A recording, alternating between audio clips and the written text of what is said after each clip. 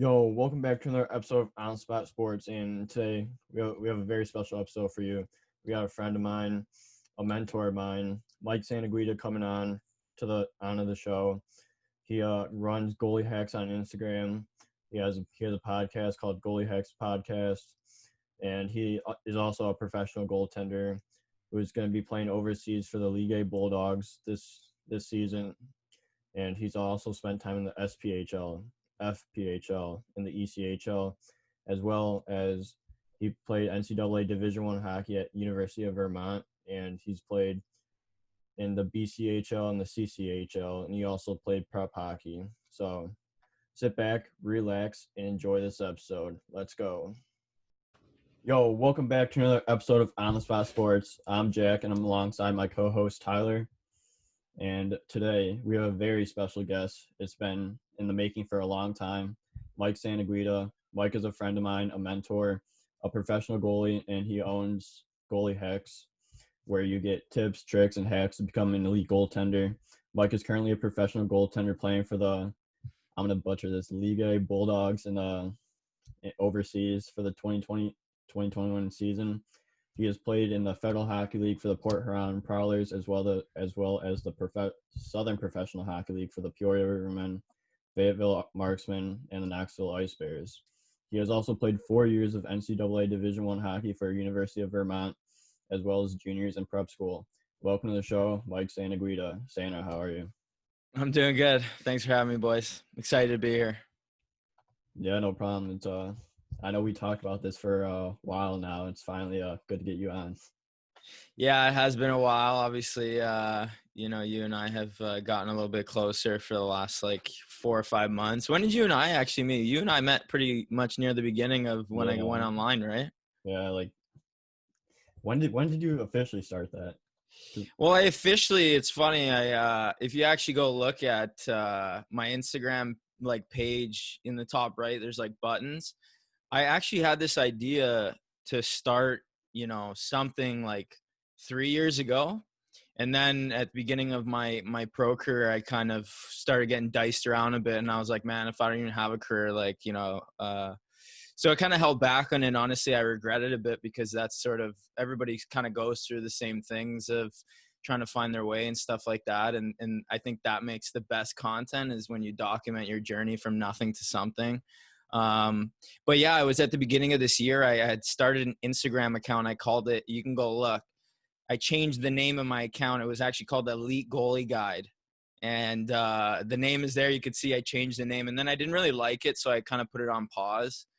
And then I kind of came back to it one day. I was just, I had some concussion issues this year. So I was kind of on the sidelines. And one day, just I was looking at something and it just clicked. And I was like, oh my gosh. So I went and grabbed all the handles and stuff like that. So that was December 15th. So I think it's about 7 months now. It's kind of flown by. So, but I've been having a ton of fun, man. So, no, it's been good so far. Yeah, because I think I started following you when you were Goalie Hacks in December, I believe. So it's been 6 months since I've connected with you. Yeah. So you were right in the beginning, but I didn't really do anything online until December. I was just thinking about it, planning a little bit, and then one day just got the branding right. It just felt right, and I just went with it and started making content right, and now here we are. So yeah. So what went on and to create Goalie Hacks? Why'd you start it? What's the point of it, and everything in between there? Yeah, I think I just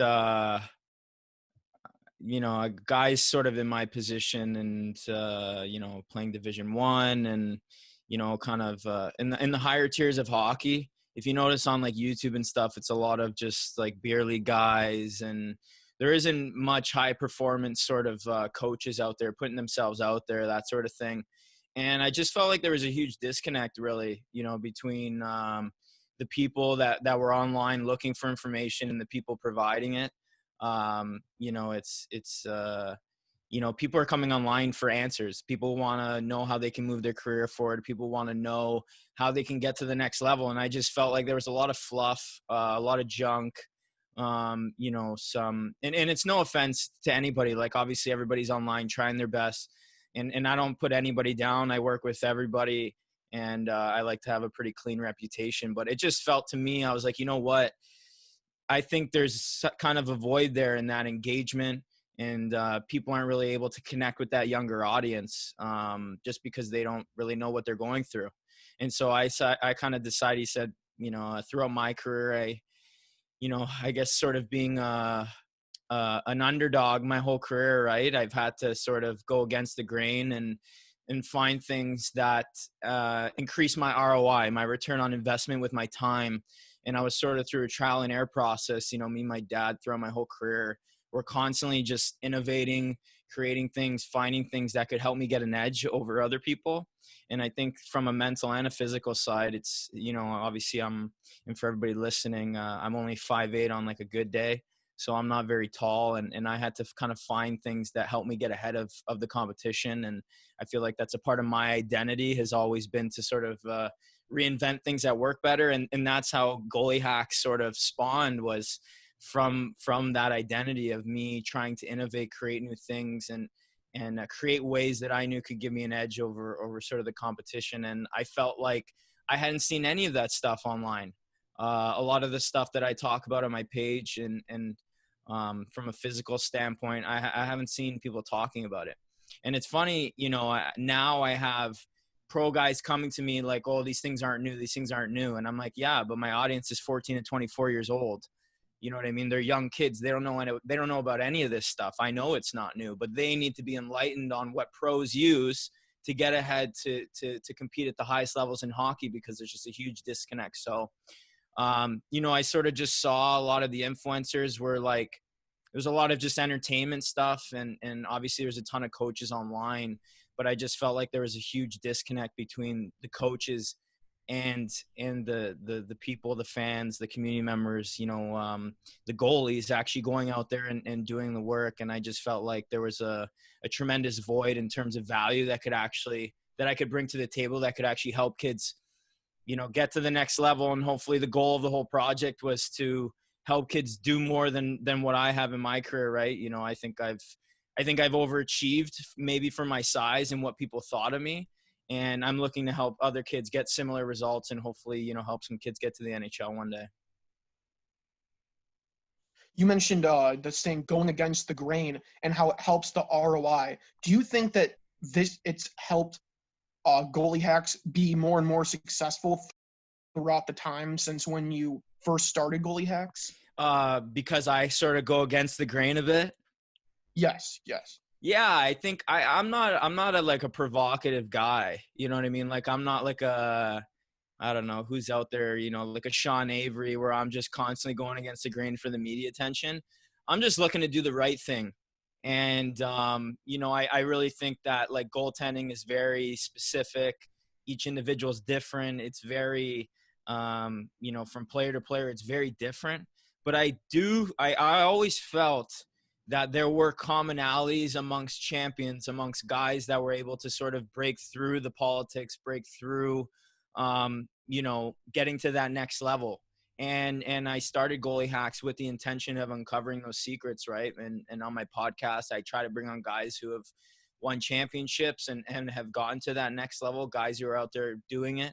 And it's no offense to people that haven't at all, right? I just find that that's a good way I've been able to differentiate my show and everything that I'm doing, is saying, hey, you know, instead of just going out and talking to every goalie out there, I'm going to go talk to guys that have gotten it done. I'm going to go talk to guys that have won championships, playing pro hockey, having success.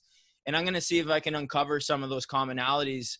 And you talk about going against the grain a bit in the public eye. You know, I guess from a number standpoint, you know, only 5% of people at every level really go on to the next level. And I would say that's a pretty forgiving number.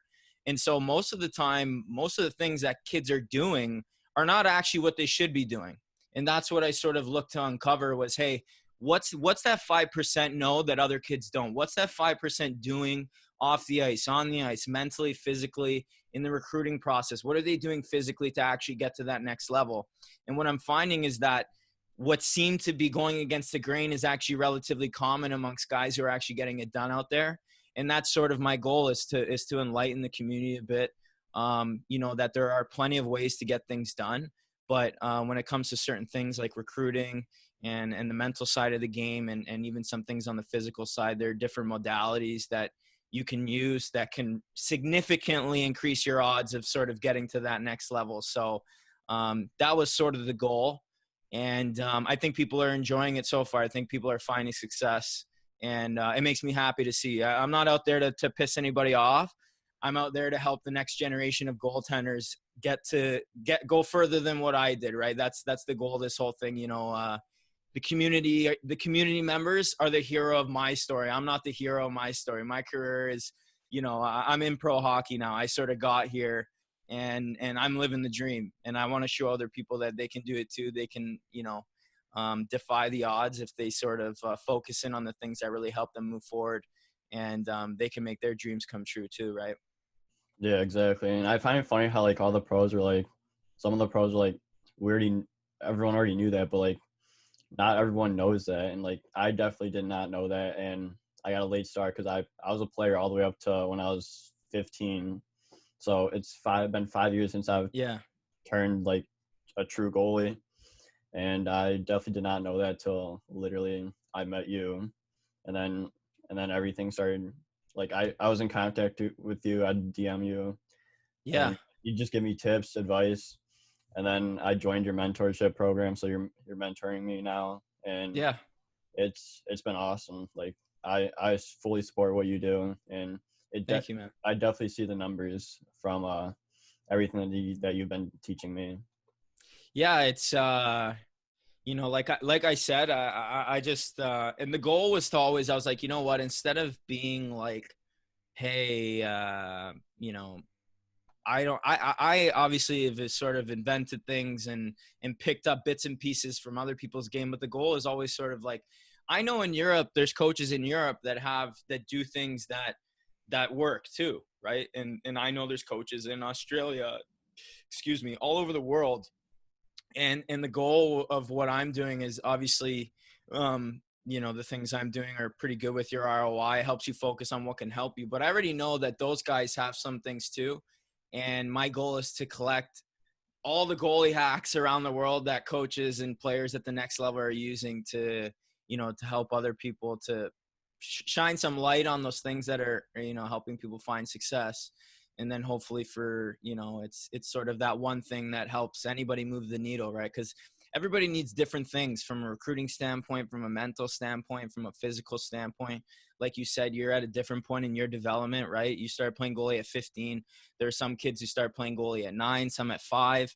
And, everybody's at a different point in their journey and their development, and you never really know what one thing is going to help somebody move their career forward, right? So yeah, no, it's been great, man. I appreciate the good feedback on how I've helped you so far. Yeah, anytime. So you preach the community part of Goalie Hacks as well. So like, how important is the goalie community for you, and like to help push Goalie Hacks even further than it already is? Yeah, I mean, obviously I'm just a grassroots guy, man. You know what I mean? Like, I literally have dedicated my entire life to goaltending. I started playing goalie when I was started playing hockey when I was like 3. And then I became a goalie around 5 or 6. So I've been a goalie for, almost 24 years now. And, I'm in it for everybody. I'm one of them. And I say that even on my page and everything. You say, hey, like, don't call me coach. I'm not your coach. I'm your friend. I'm your mentor. I'm somebody to help guide you in your journey. And I really care about the community. I really care about the people in it. And because I know what it's like. I know what it's like to be shut out from the hockey world. I know what it's like for people to tell you in your face that you're never going to make it because you're too small, or you don't have this, or you don't have X, Y, or Z. I know what it's like to get injured and to be out 4 or 5 months, and to, take a year and a half to try and come back from those things. And so to me, I'm here for everybody, and the community is so important to me because I understand the mental toll and the physical toll that goaltenders go through.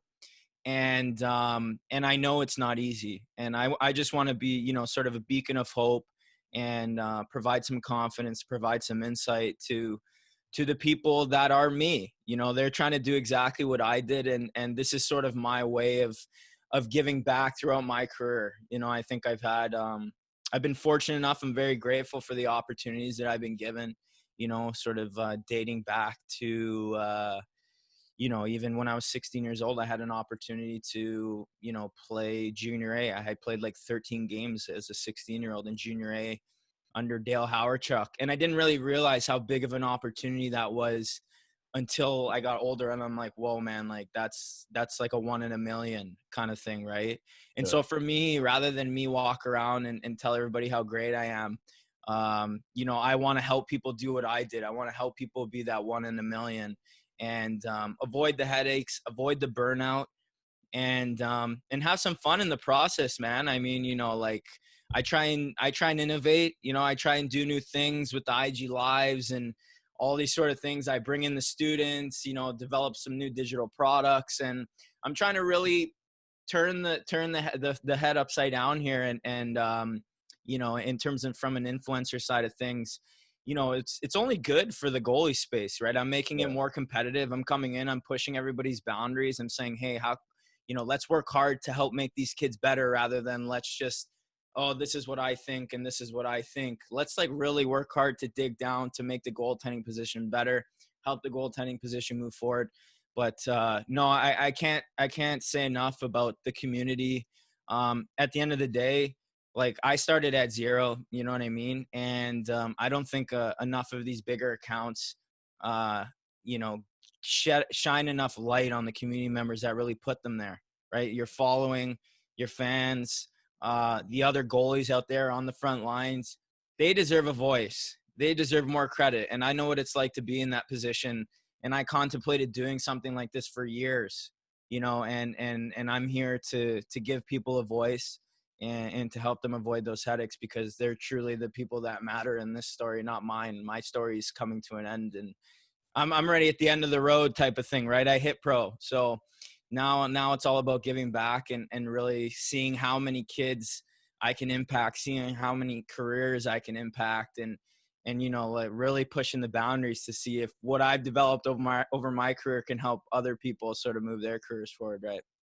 Yeah, exactly. So talking about digital projects, you created a free ebook called How to Slow the Game Down in the past like months. So like explain what that book's about and like your motives to create it and like how anyone can download it. Yeah, so if you're interested in downloading it, you can just head to goaliehacks.com and sign up for my email list. It'll be the first thing you get, free of charge, completely free, 16-page ebook. It took me about a month to make, and it was something that I had been considering for a long time to start doing that. But obviously, you're juggling so many different layers of the business. But no, so the basis of it was, and I'll tell you the story on how I sort of came to that realization. And honestly, it's been an enormous pillar of mine. It's had an enormous impact on my success. And it dates all the way back to when I was 16. So when I was 16 years old, you know, or 15, sorry, I got overlooked in the OHL draft, and it kind of lit a fire in me. You know, it was the best thing that ever happened to me. And I'll continue to say that because, you know, it changed my personality a bit. I was always sort of, although I was short, I was considered as one of the best goalies in our age group. And it really kind of, you know, I was a little sour about it. And it made me start to realize, hey, this isn't going to be as easy for me as everybody else. You know, I need to be better. I need to be number one. And how can I do that? And it was, I sort of stumbled upon the concept because the following year in midget, and this was before I started playing my junior games, right? I had this new trainer at my goalie school in Mississauga here, and he was a kind of a nutcase, honestly. But it was really good. Like for other kids, it probably wasn't great because he was a little too hard and probably tore kids down. But for me, he had a tremendous impact on me, because I remember doing the first session, and every time I would give up a bad rebound, it'd be like 10 butterflies every single time. Wow. And I was like, I was like, oh my God, like what's this guy doing? Right. And then we would do drills, and then I would give up a bad rebound. He'd make me do 10, like 30 minutes in, still doing 10 on bad rebounds. If I wasn't stopping the last shot, he'd be like, one more. And I remember being in that session and, just literally feeling like I was going to go into cardiac arrest. And I remember at the end of the session, I was so quiet because I was so pissed. I was so pissed off. And what happened was I had a day to sit on the gains. And then all of a sudden I went into Thursday and everything just slowed down for me. And I was like, whoa, like it was like a total aha moment where I was like, man, like that's the key. The key is to push your body past that point that it thinks it can go, and it will adapt. It will adapt to that level of intensity, to that level of VO2 that you need, to that strength, that quickness, that speed, that deep into the reps, the mental side, everything. I realized that everything was adaptable, and that the ceiling that your mind sort of puts on you, right, is and breaking it down the ebook a bit. There's something in our bodies called homeostasis, right? Yeah. And it's a constant need for our bodies to stay level, because like, think about it. If your heart rate goes to 210 beats, like your heart's gonna, it runs the risk of having a heart attack, right? Mm-hmm. Or if anything else, right? Your vital organs are at risk when you push your body too much. But what happens is that instead of pushing, like, this is like dangerous, this is where your equilibrium is. And when you get to here, that's your boundary. Your brain starts telling you to, like, hey, you're going outside your equilibrium. You need to chill out here, right? We want you to come back to your equilibrium so that way everything can run on optimal levels and that you can be safe. But this concept, which is explained in Anders Ericsson, he's one of the leading sports psychologists in the world, if not the leading sports psychologist in the world. He details this concept of adaptability in his book called Peak. And for anybody listening, or even you guys, you should go read it. It's a really good book. But he details that we have the power of adaptability, and in that every time, and this was sort of my own intuitive thing, was that I realized that when I was training, and I didn't read this book until I was like 22 years old, mind you. So I had sort of stumbled upon this concept 5 years, 6 years in advance.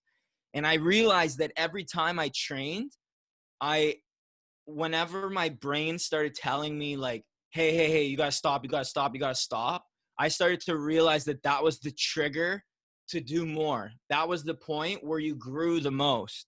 So every rep more you did when your brain started yelling at you to stop was actually where you grew the most, right? And what happens when we train? Well, when we train, most people are, once they hit that point of, like, their brain's like, okay, you've had enough, they stop. When really you've gone that far. Where you grow the most is after that point. How far you push past your boundary of your equilibrium. Because what happens is if you bend yourself a bit, we don't want to break ourselves. Now, I do push myself like crazy. I push myself almost to the breaking point because I'm almost addicted to that gift of adaptability now. I know what my body's capable of. And once I get to that point, I'm like, I don't want to just do 1 or 2 more. I want to do 3, 4, 5 more. Because I know when I come back to it on Thursday or a day later, when those gains settle, you get back to the ice and your body adapts, because your body says, oh, he wants to go here. We need to raise his equilibrium so that way he doesn't go outside of those boundaries again. And then what you're doing is you're just constantly tricking your body to keep raising that equilibrium over the course of a few weeks to months, right? It's a process. It doesn't happen overnight. But relating to that idea of adaptability, I realized that something that people were ignoring a bit was something called VO2 max. And it's when you get to a point where you're completely fatigued and you're running out of your max oxygen output. And I had a few gentlemen on the podcast at the NFL and the NHL level. And they said, yeah, we love VO2 training. We love VO2 max training because there's something called the medulla hijacking. And what happens is there's research now that actually shows that when you're under physical or emotional stress, the front of your brain, which is your prefrontal cortex, makes all the decisions. But what happens is under physical or emotional stress, that part of your brain actually gets cut off from the rest, and you have medulla hijacking. Which happens is you start making bad decisions, right? That's why when you get tired or you're in the third period, you're letting a soft one under your arm or on the ice or whatever. You're like, man, why did that happen? And it's because of what I just told you, right? And you have to understand that. So what I found out was I created this drill that was very simple, right? And it encompasses a few things. And so when I was in this shooting range, so I trained in this range, and it was very small room. And basically where the guy is shooting from is on the hash marks, right? But most goalies, if you put somebody right below the hash marks, they'll be like, oh, he's too close, he's too close, he's too close, right? Yeah. And guys hate it. But what I realized was I always trained in that little room. And then when I went away to prep school and I came back, I started to notice that when I would come back into the range, I was like a deer in the headlights because the guys were so close. But then my eyes would adjust to that proximity.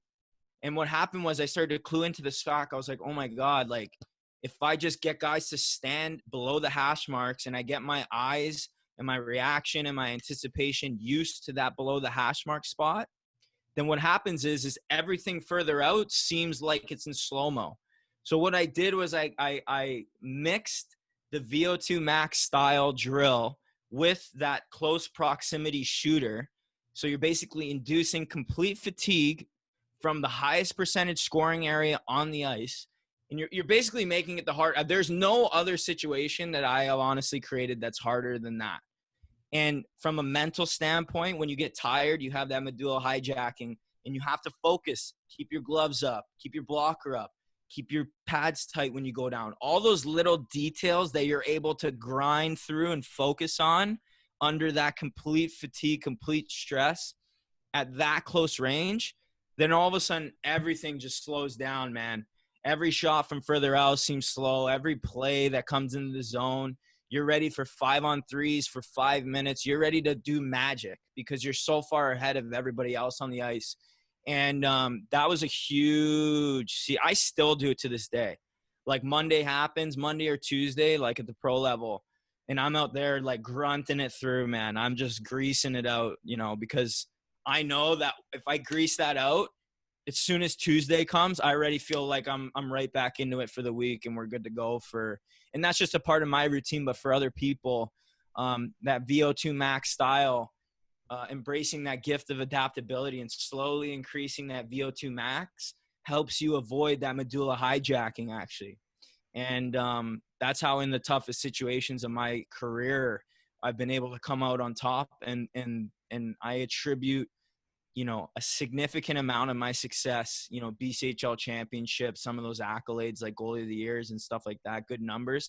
I attribute it to this drill I do, 10 shots at the end of practice, literally takes 5 minutes, and it dramatically slows the game down for you. So obviously that's a lot. And if people want more information, you know, just go sign up for my email list at goaliehacks.com and you can get the free resource for free. I hope that all makes sense. I know it's a lot. Yeah, that was perfect. Like as like a younger goalie, when I first started, like whenever I get tired, it'd be like brutal and like you'd like have to stop. But now, ever since like for like the past like year and a half, I've been like doing what you've been saying. So like like last skate, because I skated 2 times on last Thursday. So the first skate, I literally had guys just shoot from the hash marks and like 10 pucks, like 5 minutes. And that when I had that game the scrimmage later in the evening, like the game really did slow down and like it really happens quicker than you think, right?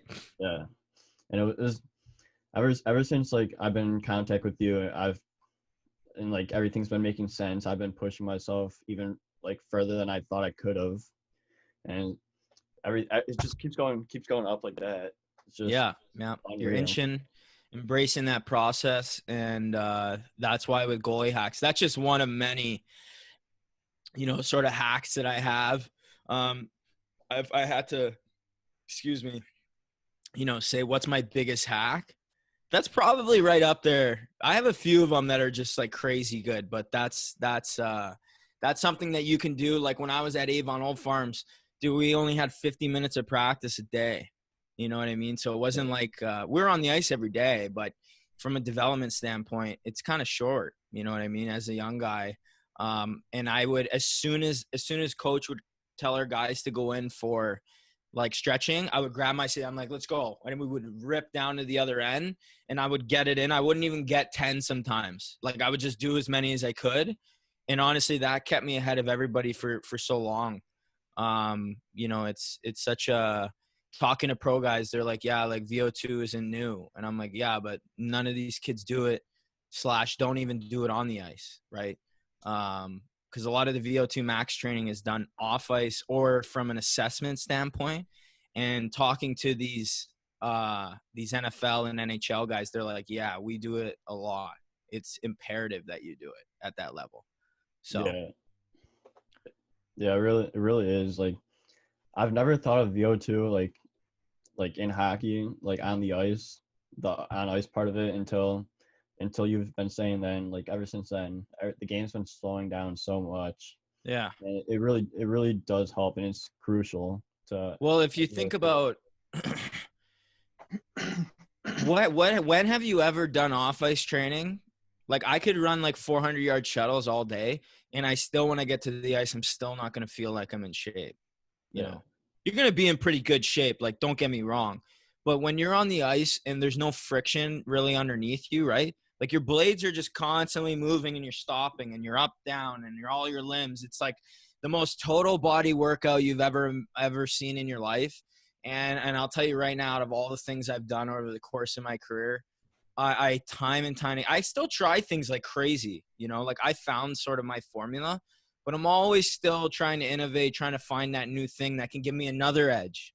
And I really haven't seen anything yet that sort of tops that in terms of slowing that game down. Nobody implements it into a game-like situation, and that's why for that drill, I like to make it like a game also, right? You're putting yourself in the toughest situation, physically, mentally, from a high percentage scoring area standpoint, and you're putting yourself at an enormous disadvantage over and over and over again until you find a way to win, even at that huge disadvantage. Then everything else just becomes easy, right? And that was sort of my mentality forever. It worked. It worked really well. It propelled me to championships, man. When we were in, I always look back to, when I was in my when I was competing for a BCHL championship, in the first round we had, we clinched first place by a point after being last place at the start of the year. And then we played Penticton, the defending national champs, in the finals. And we won the first game because we had home ice. We won the first game. Game 2, I had easily the best game of my life still to this day. And I stole that game. Nobody can ever tell me I did not steal that game. They knew it. Everybody knew it. I stole that game. I had a 50 save shutout. And I always look back to that because everything I did for 5 years leading up to that, my whole career really, leading up to that moment, right? All of this slowing the game down, being prepared for the worst things ever. I could have easily said we could have lost 3-2 and everybody had been like, oh, you played good. You played like I did. I would have played good even if we lost 3-2. But I played to win. I played to get a ring on my finger. And I think that when it comes to these challenges, it's like, what are you really willing to do when the pressure's on, right? What are you willing to do? Are you willing to rise to the occasion? Are you even capable of rising to that situation, right? And I look back and I just remember I blacked out basically in the third because I was so gassed, but I had bagged myself like crazy leading up to that moment. We go back to Penticton, we lose 2-1 and 3-2. We go back to Surrey, we win in overtime, and then we go back to Penticton, we win in double O2, we win the championship. Now that's on my resume for the rest of my career. And I always look back at that game too, because what if I lost that game? What if I didn't defy the odds? Well, what would have happened? We would have gone back to Penticton. We probably would have gone back to Surrey down 3-1, and we might not have won. And to this day, you know, I don't have that same resume or nothing. So it literally came down to that one game. And this concept prepared me for that biggest challenge in my life. And now I have a championship on my resume, and nobody can ever take that away from me. Yeah. That's one thing that pisses me off when people are like, "Good, you played amazing, even though you guys lost." Like, I'm playing to win here. Like, I want to win super bad, but like, you lose sometimes. But like, I do not like losing, and I'll only accept, oh, you played good when we win, because like, sure, I played good when we lost, but we didn't win, so there's nothing to be proud of there. Yeah, no, it's you always have to be your biggest critic, and you don't want to beat yourself up. You just got to know what you're capable of. You know, did you let in goals on the ice? Did you let in goals under your arms? Did you make them earn the goals?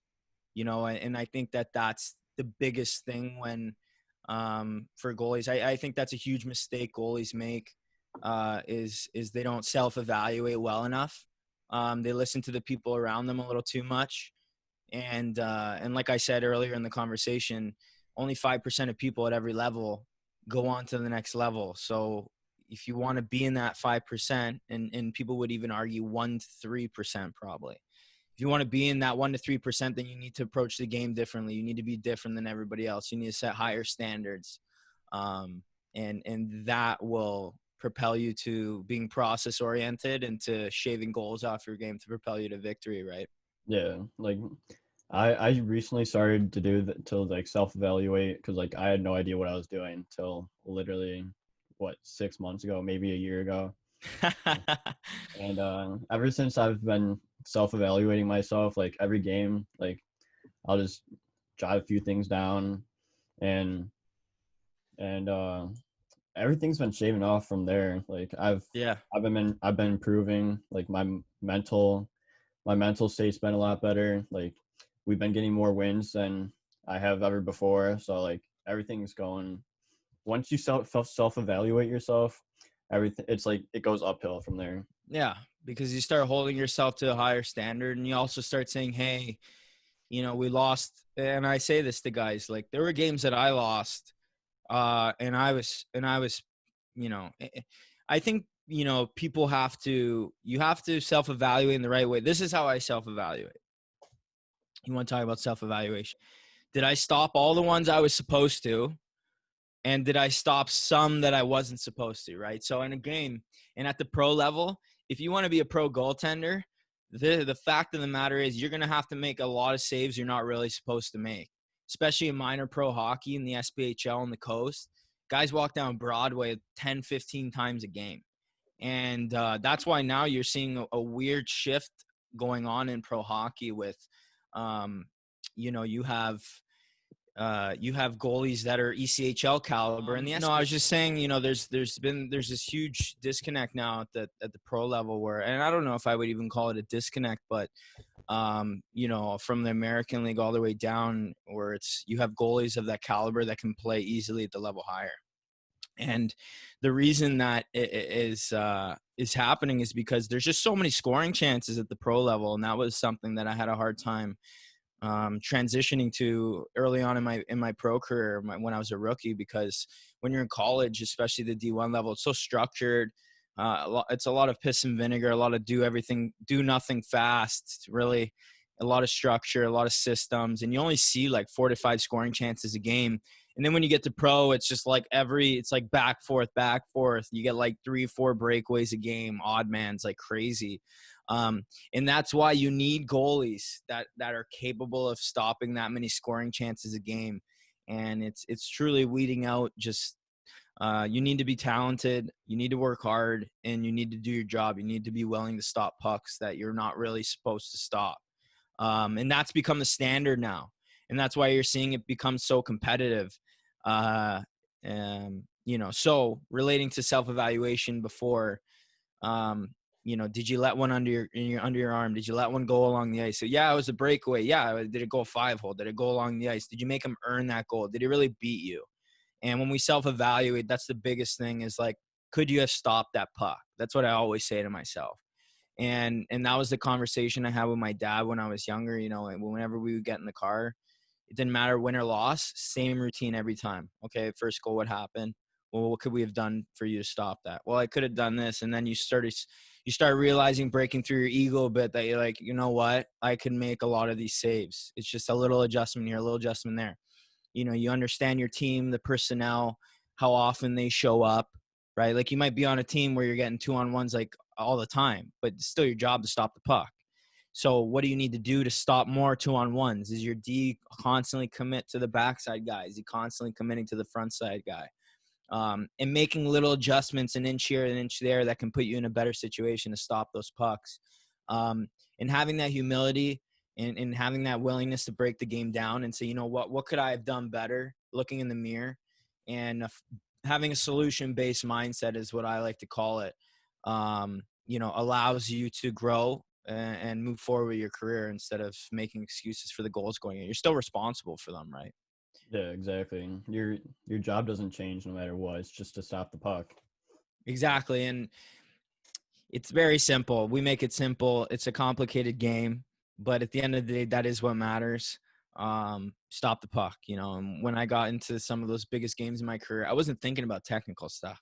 I was thinking about winning, doing whatever it took to win. If I had to get my face in front of it, I was going to do that, you know. A willingness to compete is at the end of the day, that is key. And that's something that you can't really teach.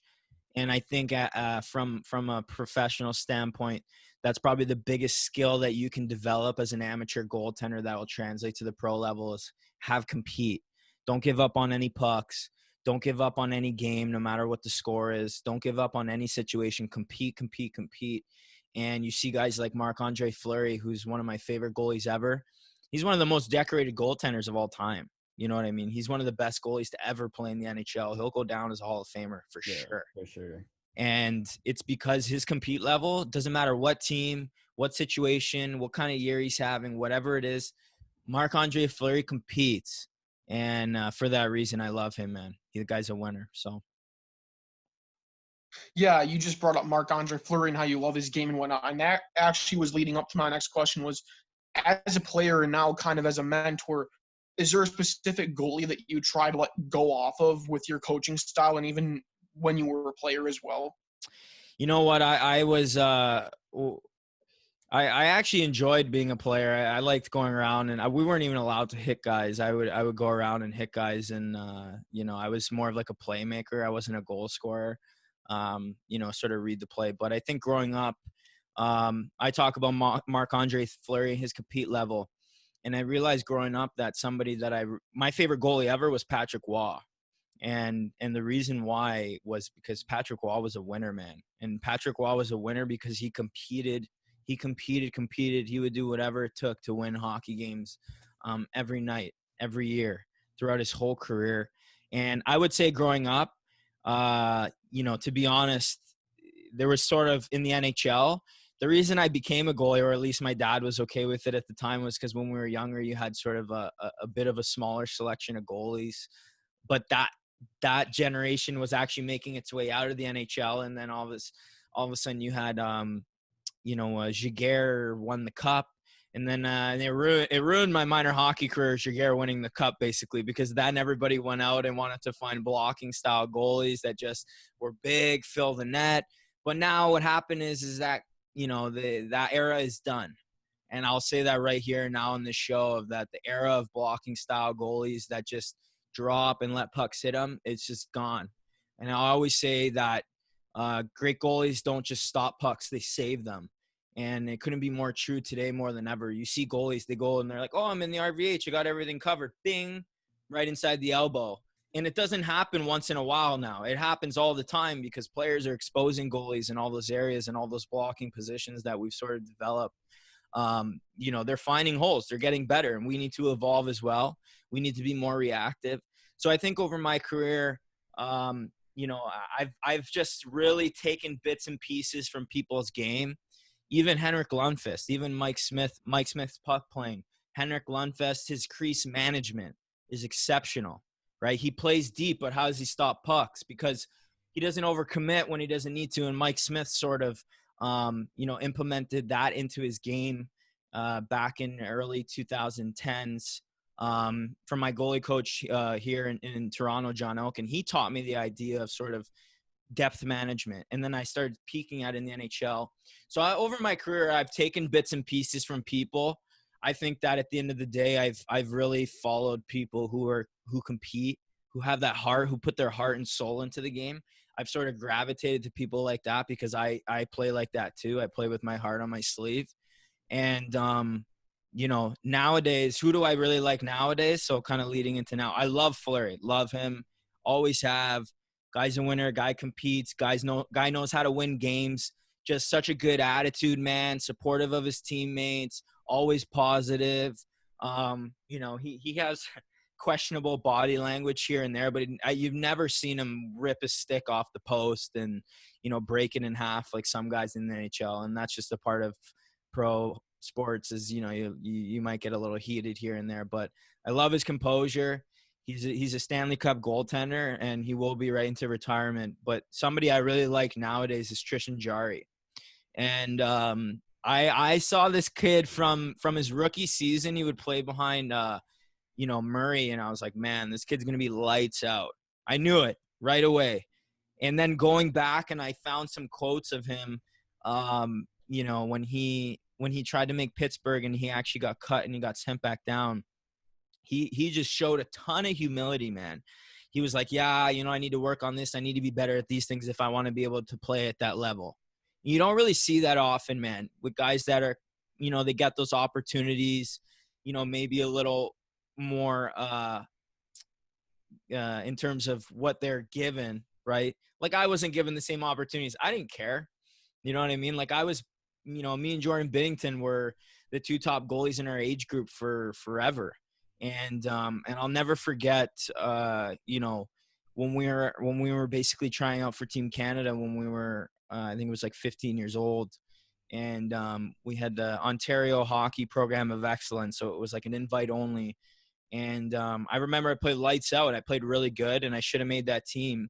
And I not only didn't get one spot, but I didn't get the other. And I remember after that, Jordan Binnington came up to me. He was like, man, I'm sorry. And I was like, what are you sorry for?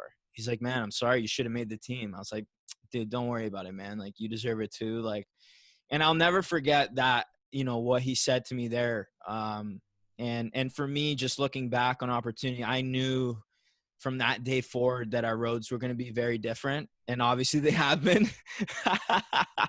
He went on to win a cup, and I couldn't be happier for the guy. A great kid, deserved it, did really well in the OHL, and made something of his opportunities. And I commend the guys that do that don't just sit back.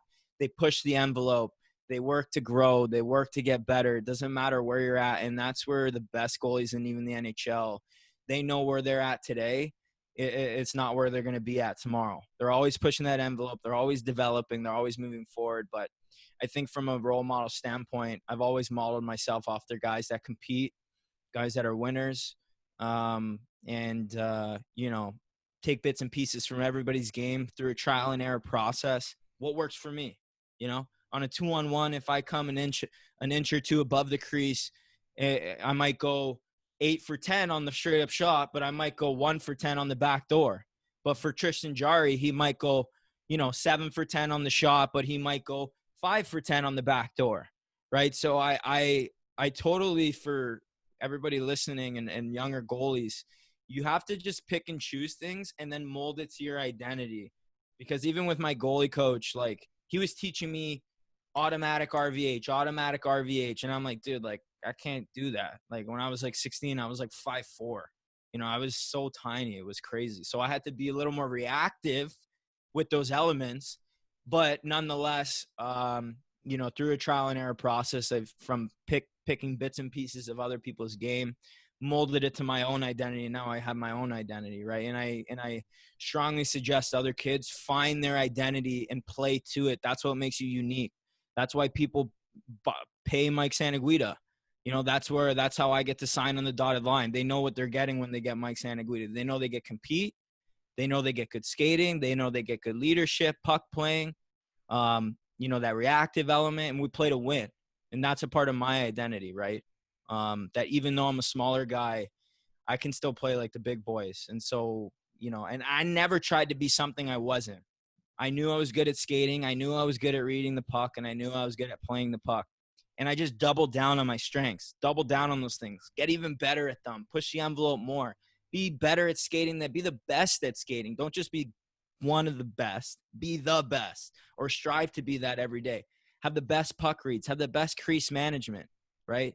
And all those things help me form an identity that have helped me get to pro hockey and have a career, right? So Yeah, so going back to like the how you like Fleury and Bennington, like they enjoy the game. Like they always have a smile on their face. And I think that's another reason that like they're so successful, because they're just enjoying the moment and having fun with it. yeah, they listen, if you don't like grinding, like I like getting up early and beating the crap out of myself. I like going out there on the ice and beating the crap out of myself, because I'm like, I know how much further I'm going to grow. I know how much better I'm going to be than everybody else. I know how much the game's going to slow down for me. And they find fun in competing, right?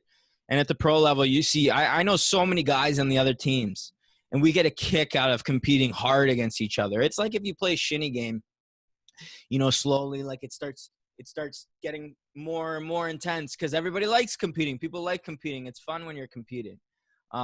So you have to find fun in working hard, or else you're going to burn out in this line of business, because it's a long road and it's full of heartbreak and disappointment. But you got to roll with the punches, and the life lessons that you learn from chasing the dream are like none other, and you won't realize that until you get to the real world one day. Yeah, so another thing that you preach is creating a system for yourself. So like, Right. it's like why is creating a system so important to be an elite goaltender? Honestly, it's so funny. I created this concept like, man, when I was like 15, 14, my goalie coach taught it to me. And that was this idea around crease management, right? Because if we can compartmentalize the game into, like, the game is not cookie cutter, but there are some plays where you say, okay, and I just explained in sort of the last answer, where if a guy's coming off the half wall in a D zone play and there's a guy back door, well, what happens if I challenge, an inch or two above the crease before he gets to the dot? Well, I might stop every one he shoots, but I might let in everyone back door. Well, obviously, maybe I should adjust that system, right? Yeah. Now I'm going to play at the top of the crease, and I'm going to only take a step once he gets to the dot. Now I go 7 for 10 on the shots, and now I go like 4 for 10 back door, right? And then you're like, you know what? Maybe I'm going to play an inch deeper, right? I'm going to go an inch below the top of the crease, and I'm going to come out right before he gets to the dot. And now all of a sudden I'm going 7 for 10 on the shots, and I'm going like 6 or 7 for 10 on the back door. That is the epitome of creating a system, right? You're saying, okay, in this cookie cutter situation, on a 2-on-1, on a breakaway, on a 3-on-2, on a 5-on-4, whatever it is, right? You're creating a system around your game and cues in your head that that you can just be process oriented. When the play is happening, you say, okay, top of the crease, and then you're not thinking about whether you're going to get scored on. You're thinking about your process, your system, that if you just execute those details that you've developed, they're going to help you give you the highest probability of making that save. It's the same thing with the breakaway. You work on that timing. Okay, maybe I'm going to come out a bit further, right? And then, okay, I'm better on the shots now, but I'm bad on the dekes. Maybe I'm going to be an inch less. And then you work on that that you find that sweet spot in your game in those certain plays where you have the highest probability of making the save. And you do that in everywhere in the entire game, when you play the puck, when you're reading plays, when you're off the puck, when you're on the puck, and you start compartmentalizing the game, because then what happens is you just work on that in practice, and that makes the decision-making process much more fluid when you come to the game. And at the same time, when you're having a bad night, because everybody has bad nights, it's inevitable. When you have a bad night, you don't have to, like, you're like, okay, I'm having a bad night, but I just got to focus on my process. What do I say to myself when I get scored on? What do I say to myself in between whistles? Where am I looking at, right? Am I looking in the stands at people? Oh, no, I usually look at the ice, right? I don't want to be distracted. Am I looking at the shot clock? No, I have to get my mind off the shot clock. Distractions, right? So having a system, it makes the game on the ice much more fluid. For you to say, okay, all I got to do is focus on my process for this, and I should be able to make that save, right? Okay, I got scored on. Okay, I'm going to worry about my my routine after a goal, and I know that's going to get me ready for the next shot. And you create these systems, and you turn yourself into a machine, basically, right? And you know that, and then what happens is when you're playing the game and you get scored on, it's very black and white in terms of what you did wrong, right? You say, oh, I got away from my system here. I was too far out on that. Oh, I got away from my system here. I didn't do the right post-goal routine. I got away from my system pregame. My pregame warm-up is a part of your system. Your pregame meal, your game day routine, that's a part of that system. You are an engine, right? You are a machine whose job is to win games and stop pucks. And you need to find that recipe and that formula that allows you to replicate that as often as possible, as accurately as possible. That's why you get paid money to play hockey, because when people know when they put Mike Santaguida in the net, they know what they're going to get. And that's what pro sports is about. Everybody talks about consistency. How do you find consistency? You find consistency in things that work. So that drill I mentioned, that's a part of my pre-game routine system, right? I know if I do that drill during the week, I'm going to be ready to go for Friday. I know if I do these off-ice drills during the week, I'm going to be ready to go for Friday. I know that on game day, I don't got to worry about the game. I just got to worry about my process, my system, pre-game routine. And then when the game time comes, when I get on the warm-up, I worry about that system. And then when I get into the game, I just worry about executing my systems, my process. And over the course of a long career, you start to realize that you don't need to change much once you find that secret recipe. You just lean on that system on good and bad days. And that's where you get confidence. And that's how in the biggest games of your life, like in the BCHL championship, I remember I was nervous, man. Game 6, we had a chance to clinch. And I'm like, man, I've been waiting for this moment my whole life. My whole life. Been waiting to prove to people I was a champion. And what did I say to myself? I said, man, just do what you've been doing. Just go back to those systems. Do what you've been doing. You'll be fine.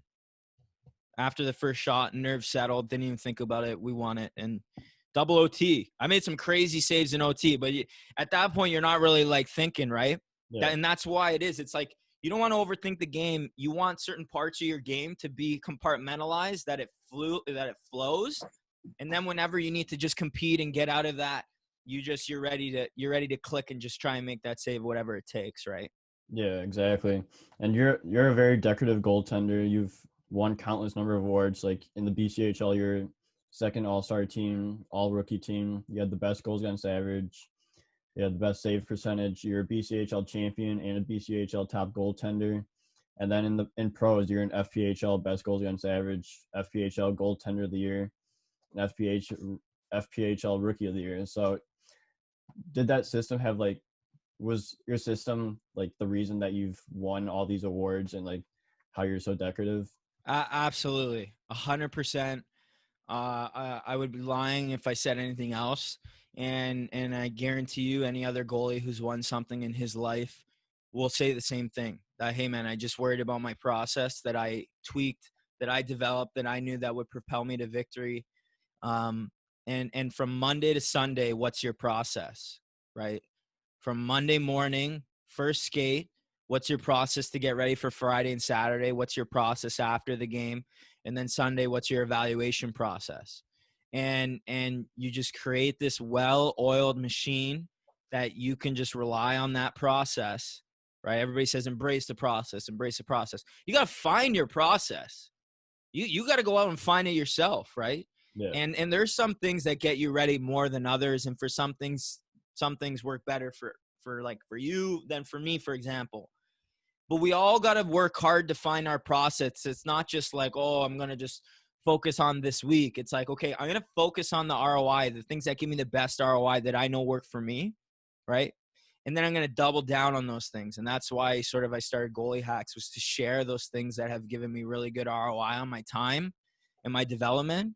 So that way other people can be like, hey, I'm going to double down on these things. Hopefully it can help them win a championship, right? Add that to their system. But 100%.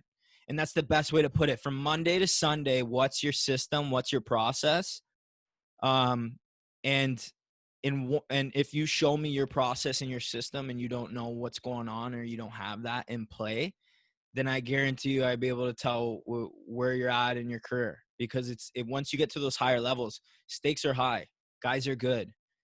You know, your mind goes everywhere. So what do you focus on? You focus on what made you successful up to that point, and then you just tweak it, maybe go a little more intense on it, and then maybe add some things here and there. But yeah, man, 100% Monday to Sunday, develop your process, find your process. And when you find that secret recipe, be very careful with what you do with tweaking in it. Because if you look at my numbers, you know, I had a really bad ankle injury in my junior year, and it really set back my development big time. And I was away from the game for so long because I was out from December until the end of the season. I came back the last game of the season, prematurely probably, because I ended up hurting my ankle a bunch the following year. And by the time I got to pro, within a 2-year period from my first pro start, I think I played like 10 games or 12 games or something, which is detrimental to your development. But what happened? And you say, was that important? I lost my game. I was like, man, what is happening to me? And it was because I got away from my process. I got away from my system, my pregame routine, my my practice routines during the week, like everything. And as soon as I just shut everybody else out, everybody thinks they have I have the answer. Oh, a sports psychologist, I have the answer. I always had the answers. I didn't need to go to anybody else. That was my problem, was I started focusing on other people. And I'm like, man, I already did this. Like, I already got it done. All I got to do is get back to those things. And honestly, that's how I found my game in pro. That's how I was able to finally get called up to the coast and stuff again after having such a detrimental setback in my career. Was I got back to my process that I had already developed. It was very simple. Yeah, and when I was looking at your numbers in Port Huron, you're 23-1-2 in like 25 games that season. Like, that's like, you definitely won those awards for sure, and like they weren't a fluke. But like, what made you so successful besides for the system that obviously we know is super important, but like, what else made you so successful in having numbers like that? I think it goes back to sort of what I was alluding to earlier about compete level. You know, I'd be lying to you if I said that we didn't have a weak D-core while I was there. Like, we had a weak D-core. We had great forwards, you know, and that was sort of me going in. I was like, okay, what Fed team do I go to? And I was like, okay, this team has the best scoring. They have a weak D. I said, that's fine. That's great for me. You develop, you see shots, whatever it is, right? And I talk about how I sort of lost my game, and what helped me do that. The reason I got to Vermont, the reason I got a Division I offer, was as a smaller goalie, I was always just good at finding ways to win, right? And people knew that about me over the years. They're like, oh, he's small, but he finds ways to win. He wins games. And at the end of the day, what does hockey revolve around? It revolves around winning. It does. High performance sports. We all play for fun. Don't get me wrong. Like men's league, like guys play for fun. Guys play to win too, but we're there to have fun. That's cool. I have nothing against having fun playing hockey. If you don't want to play high performance sports, if you want to have fun, that's great. That's cool. I have fun competing. I have fun trying to win. That's how I have fun. Other people have fun a different way. I am not against that at all. But if you want to get into this line of business, that is the way it is. And what happened to me? Well, I went to Vermont, and the whole reason I got there, my compete level was off the charts, you know, 2-on-1, 1-on-0, 10 1-on-0s in a game. I didn't care if it went along the ice. I was pissed because I'm like, I should have had that one. Right. And what happened was when I got to, the whole reason I got to Vermont was because I was willing to make saves that I wasn't supposed to make. Right. And then when I got to Vermont, my junior year, you know, and not to say anything bad about Vermont. I love the program. I love the coaching staff. I love everything about that place, man. I was so grateful to go there. But at the time we had a weak team, And in my junior year, we had a kind of a weak incoming class, and we just lost a really deep senior class. And we had kind of a weak junior class that became seniors, a weak leadership. And the freshmen were doing whatever they wanted. The leadership wasn't showing up and putting up the production they needed. And the juniors and the sophomores were on an island, and we just weren't deep at all. And I remember and that year I actually had pretty good numbers looking back. I'm like, wow, I actually have like a 2.3 and like a 9.15 or like a 9.2. And I was not over 500 that year. You know what I mean? Yeah. I think I was like 3.5, or I can't remember what it was. But I got poisoned, man. It poisoned me. What people were saying to me, people were like, oh, it's not your fault. Oh, you shouldn't be seeing chances like that.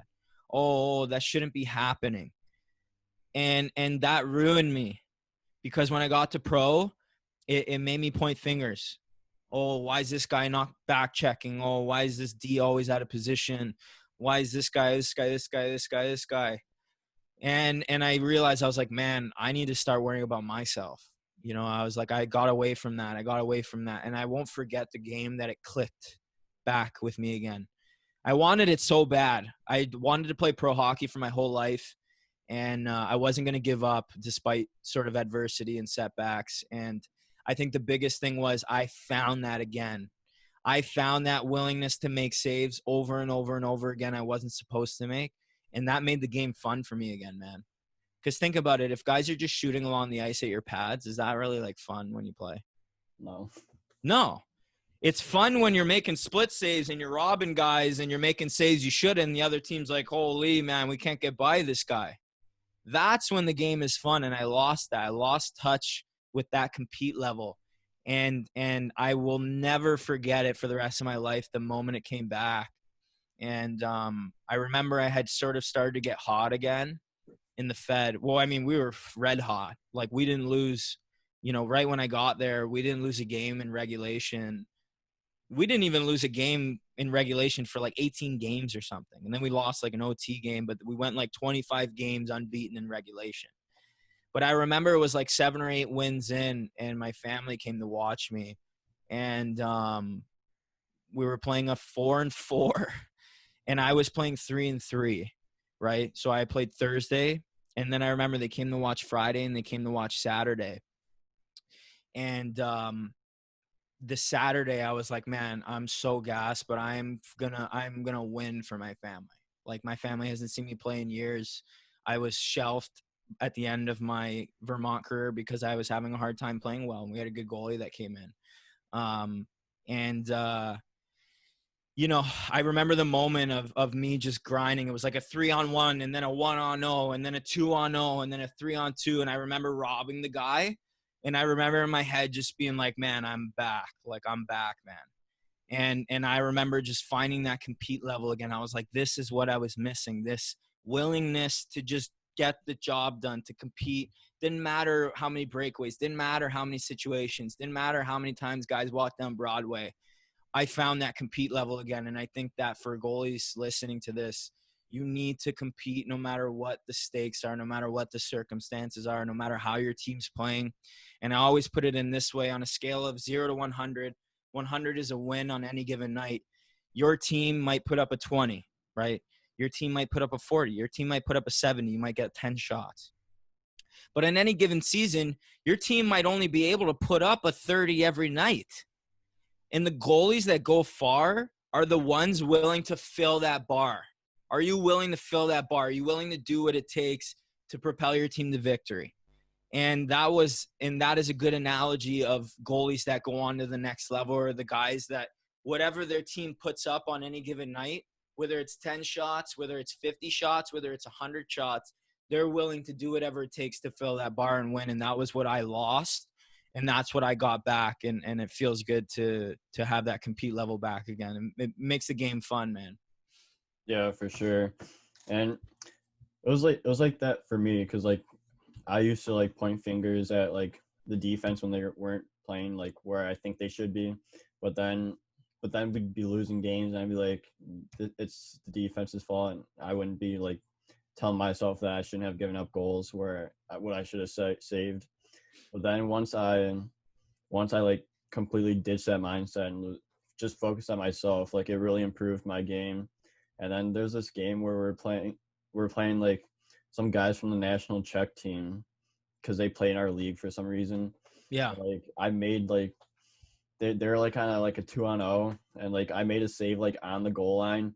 Everyone thought it was in the net, so they all went to center ice, and I was just sitting there with with the puck in my glove, and the ref was like, "Oh, I didn't think you had it," and I was like, "It's been here the entire time." So that was like a game changer right there. Yeah, for sure, man. For sure, dude. Yeah. So I know we have a couple minutes left. So like you've been cut. So to end this off, you've been cut from a lot of teams a lot. Yeah. So like how do you like get over that adversity and like keep like motivating yourself to continue to come back? And it worked out. So like how did Yeah. it like, continue to stay like that for you? Yeah, you know, I have some people messaging me, you know, how do you find that drive? How do you find that? What's your why? You know, for me, it's to have a pro career, to enjoy playing hockey, to get paid to play the game I love. And when you have a strong why, you know, why do you play the game? You know, what's your reason to get back up and keep going? If you don't have a strong why, you're not gonna have that, right? You know, it's like that analogy of like you know, if I had to cross two skyscrapers and there was $5 on the other side and there's fire below it, right, on that bridge, and you're walking a tightrope and there's $5 on the other side of that skyscraper tightrope, are you gonna go and walk that line? Well, maybe not, right? But what if your child was dying and you only had 5 minutes to get there, or you lose your child forever? You're probably gonna walk that tightrope, right? So what happened? Well, the stakes didn't change. It was just your why changed. And I think people really need to dig down deep and find their why. Why do you play the game? For me, for me, I already proved everybody wrong. You know, like I totally overachieved for my whole career and I have nothing left to prove to anybody. Nobody even thought I would play junior hockey. And my why early on was sticking it to all those people that looked me in the eye. Like people would legit in front of me say, you know, you're a good goalie, Mike, but you just won't be able to compete at the next level. Yeah, everyone's done that to me too. Yeah. And you know what? You turn that fire every time you get tired in a practice and you don't think you got nothing left. You remember those people who told you you couldn't, and you use them as fuel. And for me, the why was sticking it to the man. I guess we could say, right? I had a really fun time, and I still to this day, like I love playing in away rinks more than I love playing in my home rink, because there's nothing I love better than, like, we went to Penticton when we won that championship. It was like 4,000 people, sold out barn in Penticton. And there was nothing sweeter than scoring that OT goal and it being just dead silent in that rink, man. And there's something about sticking it to the man and sort of upsetting politics that I love. And having Jeff Lerg on my podcast was the same thing that sort of fueled him, that he wanted to stick it to the man. And for me, that was my why. I loved the game. Like I loved it. And so for people to spit in my face and tell me that I would never make it, because I knew I had, like, you know, I had talent, and then I worked really hard and I had all the right things, and people still were like, no. And I'm like, okay, we'll see. And that was my why. So how do I keep going? One, you have to self-evaluate correctly. You know, you have to say, okay, I got cut, but what would have made the coach's job easier to keep me around, right? What would have convinced him to keep me around? Maybe it was that one goal I let up in that scrimmage.